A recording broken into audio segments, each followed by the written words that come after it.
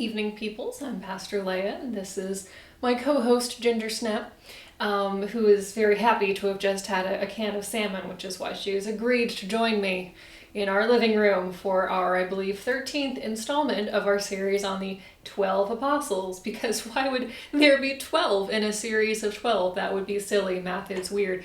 Anyway, so tonight we have Simon. Not to be confused with the other Simon, because this is not Simon Peter. I'm going alphabetically, and I actually had Simon Peter under P.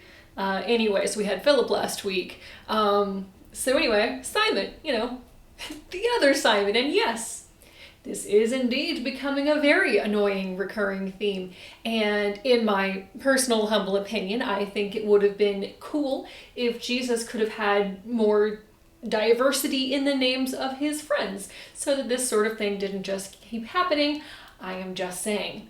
Anyway, Simon is from a Hebrew name meaning listen or hearing.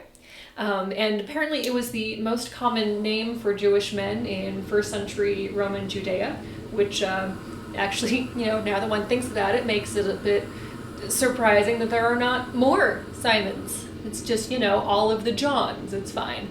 Anyway, so the Wikipedia article on Simon the Apostle refers to him as, and I quote, one of the most obscure among Jesus' apostles, which seems unfair. He's not obscure, not much is said about him, but that doesn't make him obscure. He's named in 3 Gospels and the book of Acts.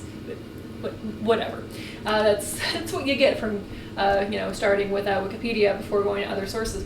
So, here is where it gets fun with his name, and this is a unique one. So it's not that, there's a bajillion Simons, and it's not that, maybe his name was something else. It's an issue of his title. So, in the Gospel of Matthew, his name is generally translated as Simon the Canaanite. In the Gospel of Mark, his name is generally translated as Simon the Canaanian. In the Gospel of Luke, he's Simon called the Zealot. In John, he's not mentioned, and in Acts, he is named as Simon the Zealot. So that's interesting that there's, 4 little variations on his name. So the word in Matthew and Mark is kananios, from a Hebrew root word that means zealous or devoted. Whereas the adjective that Luke uses is zealotes, which is the Greek word for zealous. There's a lot of kind of language mixing throughout the Gospels. They probably would have been speaking Aramaic, but the Gospels were written in Greek. But of course, many of the people in the Gospels also spoke Hebrew, so that can be represented grammatically. And some of the sayings or conversation pieces don't necessarily work in Greek, but they work in Aramaic. Or if you look at translations, some little language differences mean something. Anyway, it gets interesting and messy, because these are people who probably spoke multiple languages in order to do trade or whatever. What's my point? Languages are confusing, I think was my point. Confuses my brain even, they're so confused. Anyway, so the word in Matthew and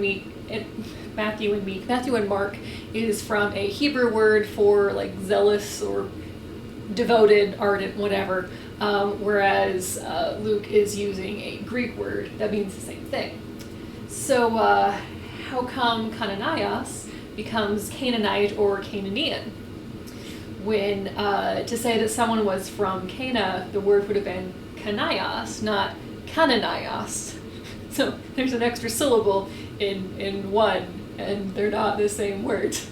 To add to the confusion here, the Zealots, with a capital Z or capital Z, to use the civilized version of the letter, so the capital Zealots were a Christian group that, was a thing in the, 2nd century? So, they were a thing, but later, definitely after Simon is dead. So he's not, part of this group of the Zealots. He is just Simon, who is a zealous person in his faith.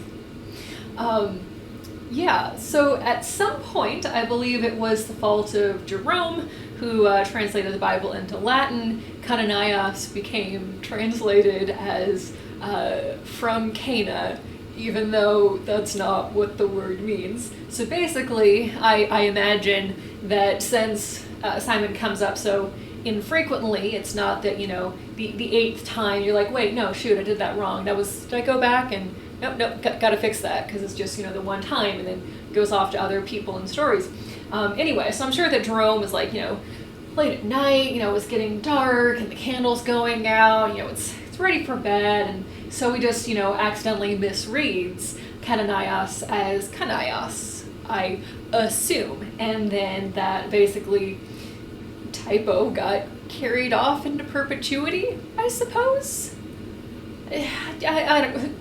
Basically, the point is he's Simon, but not Simon Peter, really, is what I'm getting at here. Anyway, yeah, because it's more important to say he's not Simon Peter rather than, where he's from or what his most descriptive adjective is I guess the point. So, anyway, here's where things get really fun with Simon. So, his first death. So he went to Egypt and was doing ministry there, and then he joined up with Jude in Persia, not Judas, Jude, the good one, joined up with Jude in Persia and Armenia, or like Lebanon, or, wherever, and so they were both martyred in the year 65 AD.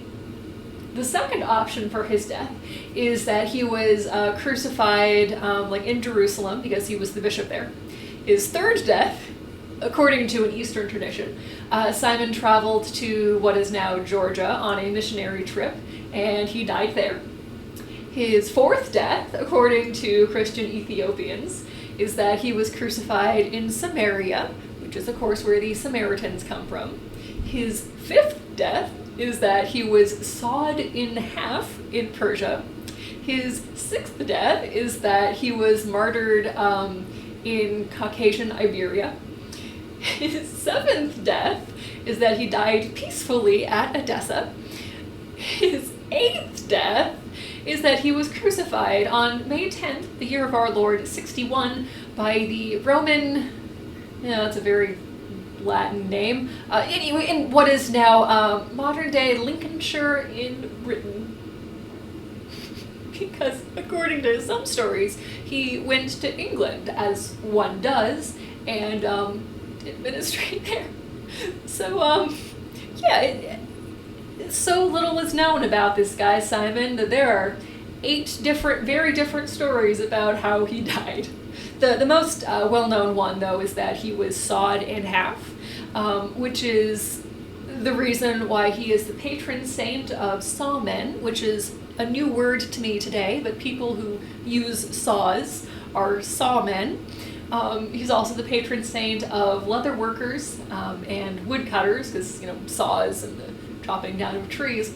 So he's often represented as, there's a saw nearby, or possibly a boat, an oar, a fish, or a lance. So, yeah, Simon, he died in, one of a quite large number of different ways, depending on which story you listen to. So, yeah, he's an interesting one there.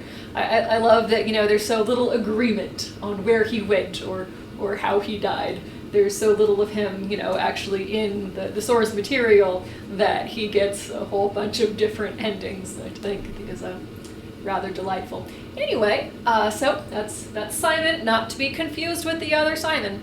So Ginger Snap and I will see you next week for the next installment, 14th installment of the 12 Apostles. And in the meanwhile, until next time, good night.